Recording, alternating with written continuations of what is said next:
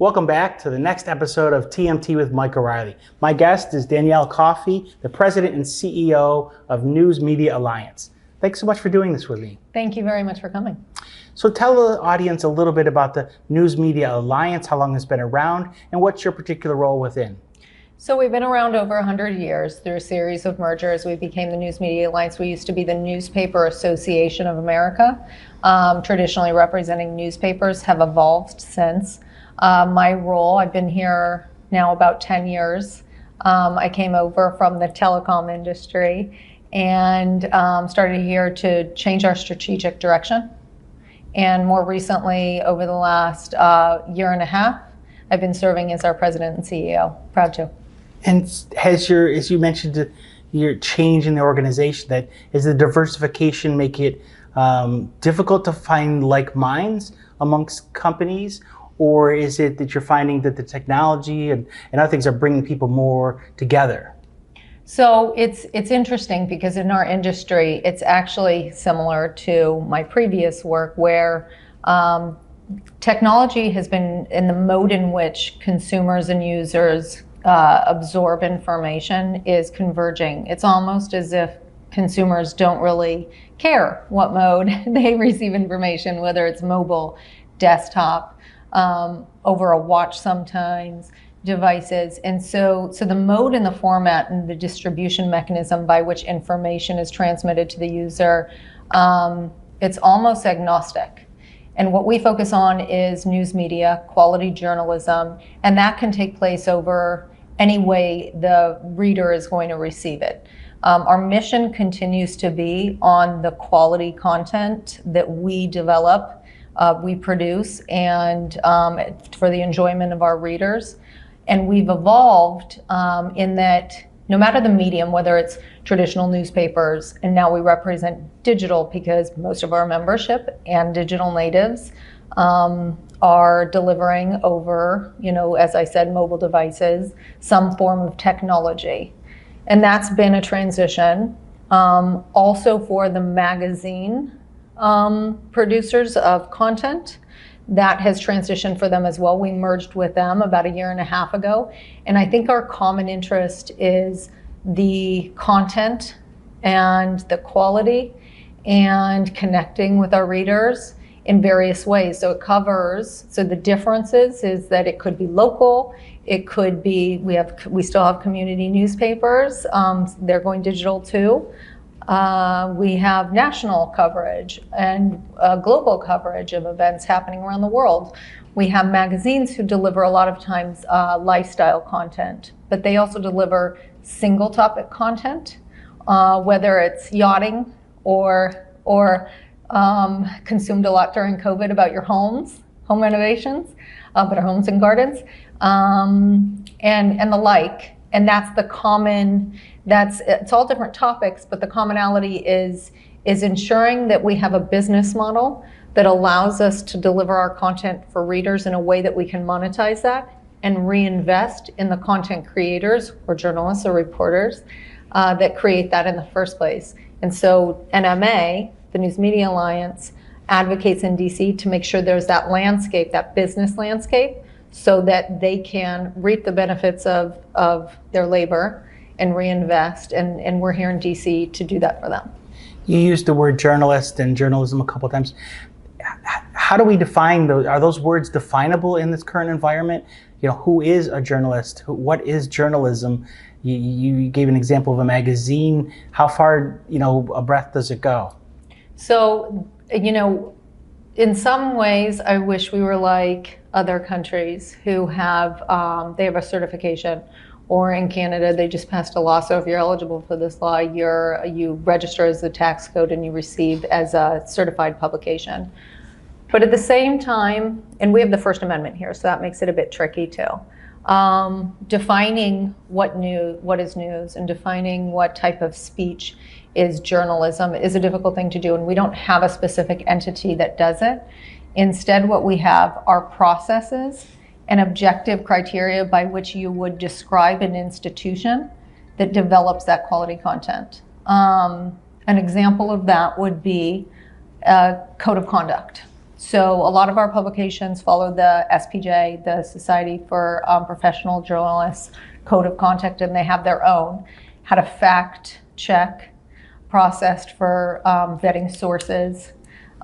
With AI, they have even more safeguards around how to create quality vetted, what's defined as journalism, and as we see different modes, like I said, different ways that people are delivering news content, it really is the institution that invests, especially if it's like a long-term investigative research project. You know, Jerry Epstein, for example, if the Miami Herald hadn't invested in their journalists spending that amount of time to uncover what had happened there, and I have a ton of examples like that, it's really the institutions and these publications and their brands and the credibility behind them that underpins the value of what is produced, that then the reader can rely on. Not to say there isn't value in a Substack article or a blog, but there really is a distinction. You don't want a citizen journalist just like you don't want a citizen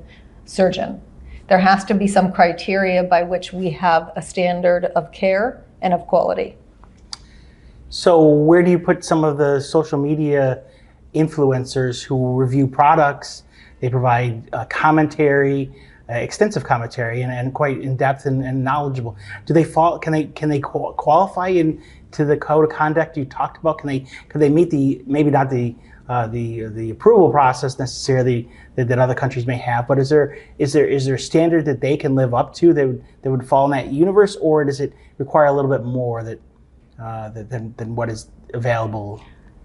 I went straight to a do-it-yourself makeup video, and I think there's tremendous value in that.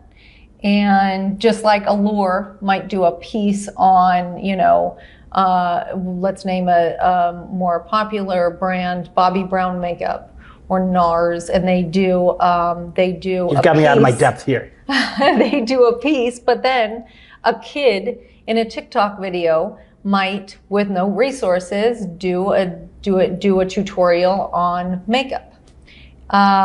So those distinctions, I think both are valuable. Those distinctions are when it's fact-based, vetted information. In an article might be different but both might be equally as valuable. Where I think there's commonality across both types of content is both can achieve an audience, a different type of audience, where one might be dedicated to a magazine article, be going there for the brand, the reliability. You have the same sort of a reliance on the recognizability of the influencer. So it's becoming very fluid. I think there's becoming, again, a convergence of creators. But I think the commonality is both have the problem where the business model needs to underpin and support what they do, and laws need to be created to allow both creators to be able to support their work. So you talked about audience receptivity and building people, having a business model that's successful.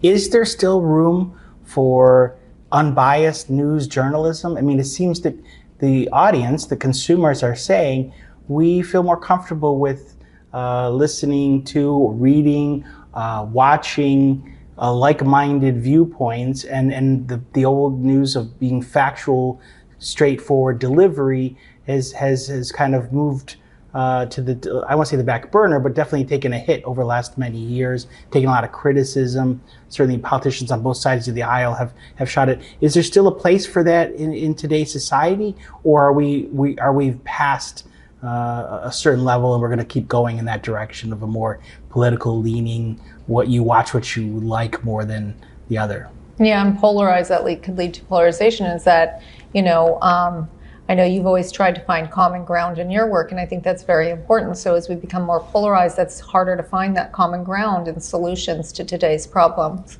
I don't think the personalization of social media helps. I think that one individual's For You page or search results page or Facebook feed, all different products, rather all different services, could be completely different from the next, and that leads to a confirmation bias where you're fed your own beliefs, and the marketplace of ideas was supposed to lead us to a place where diverse viewpoints would allow us to get to the best results, would allow us to be the most informed so that we can make decisions based on the most information. So if we're only receiving a piece of the information, how are we challenging our own beliefs? So there's a struggle in that.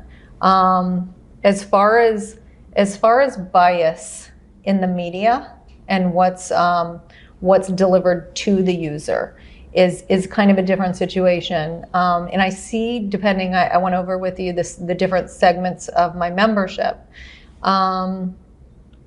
It's really interesting because at the local level, what I've noticed through different surveys and also just talking to people who read our local papers, our local publications now on websites, and they receive a lot of information about their community and what's going on in their neighborhoods, and it's not polarizing, and it doesn't create the same divide that it does at the national level. And we looked at some of the reasons why. We have American Press Institute. They're our subsidiary C3, so they do a lot of research on this to see why are people reacting the way they do in various segments, various readership segments. And at the local level, the issues that are covered are specific to the community. So it's not political in the traditional sense, Republican, Democrat. When you're talking about a bridge or your mayor, or actually maybe your mayor might be, but the school board or the community center and whether they should host Annie, whether, a lot of the NIMBY issues, what spending is being done in your community. Those issues aren't divisive as much, so the readership doesn't find that divide. Also, we've noticed that a lot of the publications in those communities reflect those communities' values, activities, cover what's happening in those communities. So actually, there's, just like our country is split politically, so are our papers because they're reflective of their communities. In fact, half our papers you would consider conservative and the other half more liberal because that's the way we are in our country. So let me play a scenario and see if you agree. Mm-hmm. Social media has been given credit, or the people who use it and put content on it, for its quickness and oftentimes accurate presentation of issues, maybe national or local. And more traditional media, whether it be print or TV, often provides more context and analysis to provide a fuller story. Mm-hmm. It seems like, and I'd take your opinion, that the speed of social media seems to be winning out. Mm-hmm. In that, it reminds me of the VHS versus beta. Mm-hmm. It was speed to content versus quality. Mm-hmm. Are you finding that to be the case? Yeah, I mean, it depends on, first of all, it depends on the type of content. It depends on the user. It depends on the, and I think what we've found is having a selection of all of the above. Yes, there is a desire. TikTok has made a business off of it for quick grabs of sound bites and content and trending posts. But at the same time, there's also still a hunger for long-form journalism. You saw Atlantic just increase their print publication from 10 to 12 times a year.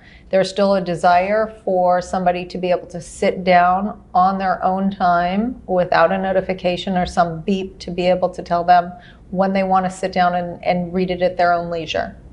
Access to information that you can find at your fingertips is now, it's a problem that we're dealing with because you can get our information in such a disaggregated way.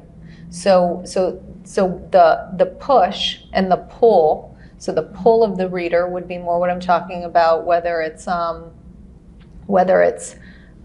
Atlantic article that you can sit down and pull and read on your own time, or it's also the pull for different facts and information that you can get. What just happened in this breaking story? Who won? Where are the polls? That you pull information from, and that's difficult for us because then it's disaggregated from our ability to monetize that content. That's something we're talking about a lot with lawmakers. But then there's the push, and that's social media feeding you what it is you want to, based on your very personal profile, what it is they think you want to receive, that will then in turn be able to serve advertising against and make them generate revenue off of what they're pushing you. And it's all about attention. This is all about how much attention you dedicate to something. Yes, in quick bites, which seems to be a draw, but also for your specific tastes and wants and needs. And the consumer behavior is very interesting in this space. We're continuing to watch it. That's what we do, to see how we can engage with our readers in all of the above. So there's been a desire from public officials, I'm a former government official, to keep information in-house, not make it as available to the public. What's the implication for that and for the companies that you represent, the organizations you represent, with not having access to information, or others that maybe find that information could be valuable to share with the public? So going to an earlier question, it's important that institutions really back these individuals that are professionals that seek this information, first of all, and that's through FOIA requests. And if you're asking whether those FOIA requests are always successful, no, they are not. There's a lot of backlog, sometimes for justifiable reasons, COVID, what have you. But it really is difficult in a lot of cases to be able to get the access to records, the information we need. You'd really need a persistent advocate to be able to get their hands on some of the information that really is valuable to uncovering issues or reporting on issues or informing people about what's going on, especially in our government, our state and local government too. Law enforcement, we have had some wins in police cameras and so forth around the states, and then also just continuing to advocate for the ability to get access to these records, and then the impact that it has on the people to be able to receive them is worth it. So we're going to continue fighting for the ability to report on things. There's been discussions in Washington, D.C. and elsewhere about liability protections for different groups and different information. Do you agree with the contention that, I have made this argument, some others made the argument that debate is a little bit of a distraction because it is, so the liability protections in statute are still governed by the pillars of the First Amendment. So whether they exist or not, you can't, constitutional amendment is much more difficult to pass and get ratified. That still governs it from a much larger perspective than any liability protections in statute. What's so interesting about the liability protections is that it gives in one hand and taketh with the other. It gives immunity to social media platforms and others to be able to immunize them from liability when it's third-party content that they're hosting. And what we say is at what point does it become such a promotion and amplification of the content on a wide scale that, and also financially motivated, that you should take some ownership of that content. We would argue that we take plenty of ownership for our content. We put our name on it, but we're different. I'm not saying that social media platforms, nor do I think it would make sense for them to have to abide by the same rules as a news publication who picks and chooses what goes on a front page. Even though it is a lot of the same editorial type of activity, you're picking and choosing on, and also financially motivated, but I don't think that they're publishers in that sense. I don't know that it's a cut and paste of what applies to us. On the First Amendment claims, because they should be able to disseminate and also monitor what content they're pushing out to their audiences, that not being infringed upon by the government. As you know, the court has held that they have that First Amendment right to speech. One case, it's a TikTok case in the Third Circuit, where it was an ugly case about a child who watched a video, did something horrific. And interestingly, that court found that you can't have it both ways, which sounds, it's actually kind of common sense. If you're going to make these types of decisions that almost put you in the speaker role so much that you can claim the First Amendment, both things can't be true. You're either the speaker or you're not, is essentially what the court ruled. That has to be dealt with on a tort part of the ruling, a state liability, state claim, and then potentially maybe even we'll resolve this or challenge it at the Supreme Court, because it's been so reinforced that they have this First Amendment protection. But I think that that'll challenge for the first time this contradiction that they're not the speaker for purposes of liability, but are the speaker for purposes of First Amendment. It seems that we would be well served if social media, search engines, all those who disseminate content, I believe if there was more transparency about their decisions. I think that would be a good place to start, and not on their own terms, because they'll say, oh, here's my code of conduct. Oh, we deliberated it in our little, Facebook court, or whatever social platform court. Transparency to the public, why they make these decisions, and both sides of the aisle are looking for more transparency. I think they're after the same thing. I don't know the perfect solution. I don't know if it's eradicate 230, but I do think transparency would go a long way. It's a black box right now. Does the News Media Alliance get involved in court cases? Does it file many amicus? As cases have gone to the Supreme Court, I think of recent ones in the last year's terms that we've explored before in previous episodes. But I think of the Murthy cases in regards to government pressure, and then you have the two net choice cases still going to be litigated again. Do you find yourself wanting to weigh in on them, or is it premature and it's a little bit sidestepped your function? So first, to answer your question, we do it through a lot of different groups. Sometimes we'll do it on our own, especially when it's something unique to our industry or to the values, such as an in-depth issue on a copyright ruling that we want to enforce that's specific to news. So the uniqueness is when we'll go it alone, but primarily we'll join RCFP, Reporters Committee for Freedom of the Press, and others to file amicus briefs on behalf of industry. And some were filed in the cases that you mentioned, very narrowly specific to the First Amendment issue. Once you start looking outside the First Amendment and whether these companies have the freedom to not be imposed upon by government what they put up or take down, I think once you go beyond that narrow question of the First Amendment, however, you start getting into the business incentives for companies to post and take down, and whether it makes sense, like I said, to revisit their liability question in light of the fact that they are financially motivated, and perhaps some responsibility should be taken for these types of decisions. And responsibility doesn't have to even be legal. It could be in the form of transparency, like I just suggested. Like I said, I don't know the perfect answer to this, but I do know it's not working right now. And whether the courts fix it or Congress, certainly I don't see that the companies are going to fix this, because they're corporations and they're driven by profits. The people are speaking. That could help, and we are.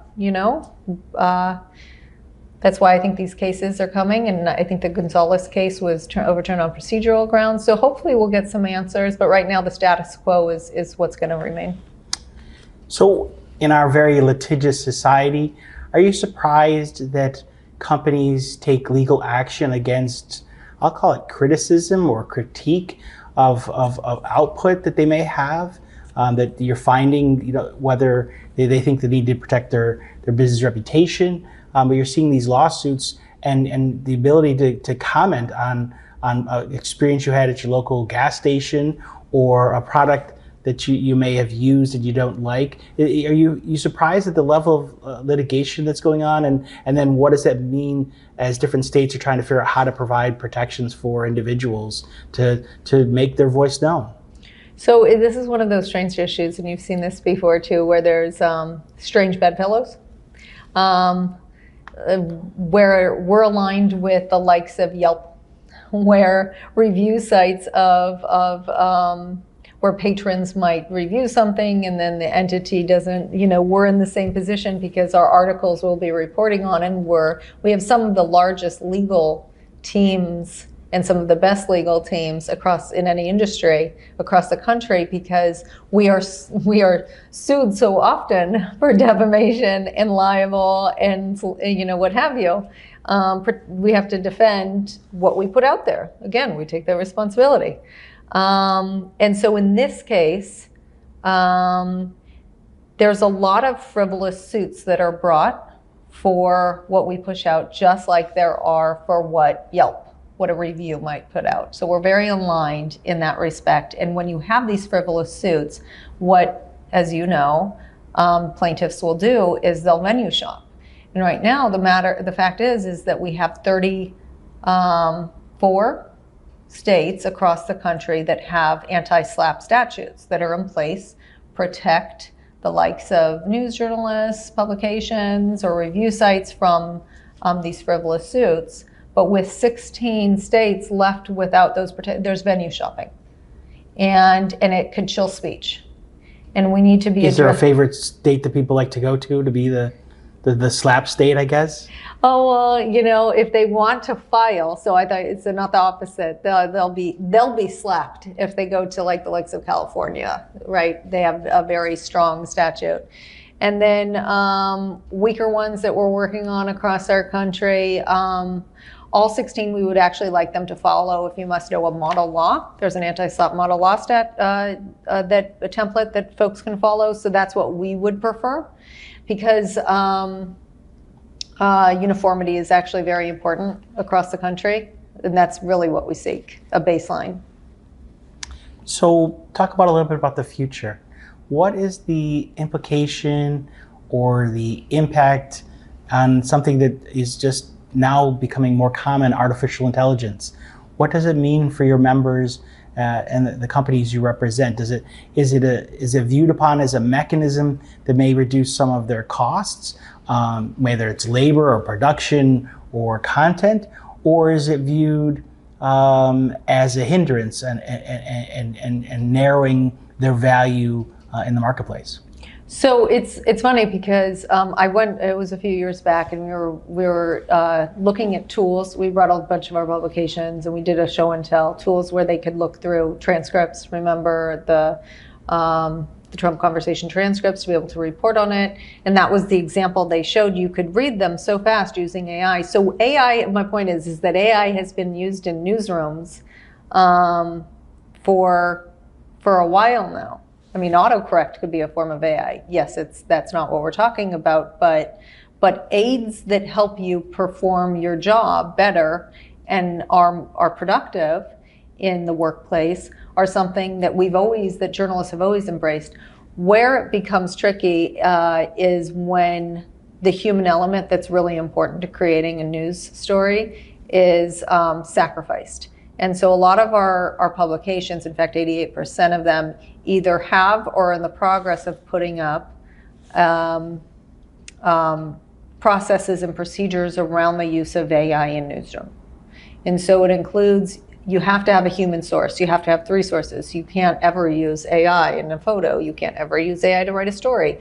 Broad sweeping down to narrow, refinements and safeguards and ethical rules around how to use AI in a newsroom. And then there's also a very real fear of journalists being replaced by AI. They don't, I don't believe that AI can ever uncover what a human reporter would. Somebody's not going to do an intimate interview about a personal situation with a laptop. I think there's a very personal element to sitting in front of a person And also identifying motivations, identifying, being able to connect the dots. I don't know that that's a reality, but it is a fear. As far as the future of once the story is produced and then put out to be consumed, which is when we would monetize it. If that happens first by a technology that vacuums up our content, pushes it out to then compete with us, and doesn't license that underlying content that they've used in the first place, that I think even a layman can see that there's something that's fundamentally wrong with that. I mean, that's theft. But then also there's very sophisticated copyright laws that protect our use of the content. It's registered. Is copyright protections sufficient in current law, or are you looking for additional changes? So we believe it is. The problem is the courts haven't answered, and by the time they do, our content's already being used, and services are already being offered, and we're already losing audience to this competition that's using our content to compete with us. It's actually quite perverse. And if the courts can't step in time, we're also asking Congress to step in and recognize that content creators do have these copyright protections, that we do believe that the current uses go beyond fair use. I think the courts will find that. We have, New York Times has a case pending, a very good case, as well as the music industry, others. We think it'll go in the right direction. The question will be, can it happen quickly enough? And then in the meantime, and actually ultimately, we would prefer a functional marketplace.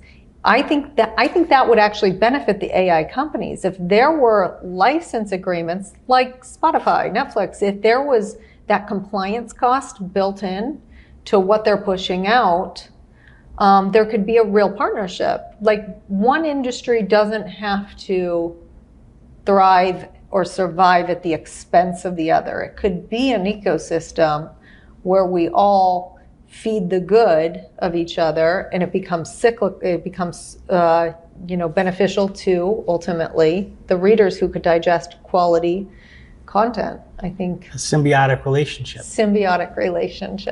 Last question, and I'll let you go. When you look out the future, what happens to your organization in 10 years? What does it look like? Does it still exist? And are you still there? So like I said, it doesn't matter how you're going to get it, you still want it. And so I don't know what form it's going to take. It could be what's it called? Holographs by the time our respective kids are our age. Like, I don't know in what form we're going to be delivering the quality content that consumers have exponentially been increasingly demanding over the past 10 years. I think that trajectory of the audience demand is going to continue.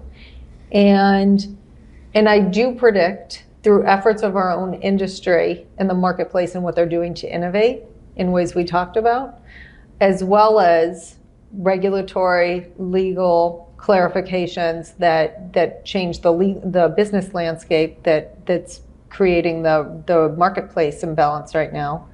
I think those changes will lead us towards, honestly, I think we have a thriving future, because what we put out there, people want, and they're enjoying, and they're consuming in all these different ways. We represent more and more of them. It's not just this narrow view of hard news versus this or that. It's quality information that people enjoy. And I think people will always want that. Well, that's going to have to be the last word. Can't thank you enough for your time. Thank really you. appreciate your insight. It was so great. Thank you so. It was so great seeing you. Much Thank appreciated. You.